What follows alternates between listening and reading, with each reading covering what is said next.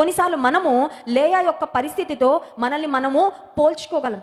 కొన్నిసార్లు ఏం జరుగుతున్నాయి మన కంట్రోల్లో ఉండవు. Certain things happen against us. కొంతమంది ఎందుకో తెలియకుండా ద్వేషించడం మొదలు పెడతారు. కొంతమంది ఎందుకో తెలియకుండా మనల్ని ప్రతిదానికి పాయింట్అవుట్ చేయాలని, కార్నర్ చేయాలని ప్రయత్నం చేస్తూ ఉంటారు. కొన్నిసార్లు అనుకోని విధంగా కష్టాలన్నీ వచ్చి మీద పడతాయండి. ఎందుకు వచ్చాయో తెలీదు, వాటి నుండి ఎలా బయటపడాలో తెలీదు. లేయా పరిస్థితి ఒక మాటలో చెప్పాలంటే she was crushed in every way. అన్ని విధాలుగా నలిగిపోయి ఉందండి. అయితే అక్కడ వాక్యం సెలవిస్తున్న ఒక అద్భుతమైన మాట ఏంటంటే, ఆదికాండం 29వ అధ్యాయము 31వ వచనం, లేయా ద్వేషించబడుట యెహోవా చూచి. లేయా లోపల బాధపడుతుంది. ఎందుకంటే నన్ను ఇక్కడ ప్రేమించే వాళ్ళు ఎవ్వరు లేరు. మా నాన్న అనుకున్నాడు ఈ అమ్మాయిని ఎలా అయినా ఇంట్లోంచి బయట పంపించేయాలని పెళ్లి చేశాడు మా నాన్న. So my dad doesn't love మీ. మా తండ్రికి నేనంటే ప్రేమ లేదు. ఇక నన్ను చేసుకున్న భర్త అంటారా, అతనికి నేనంటే ఇష్టం లేదు.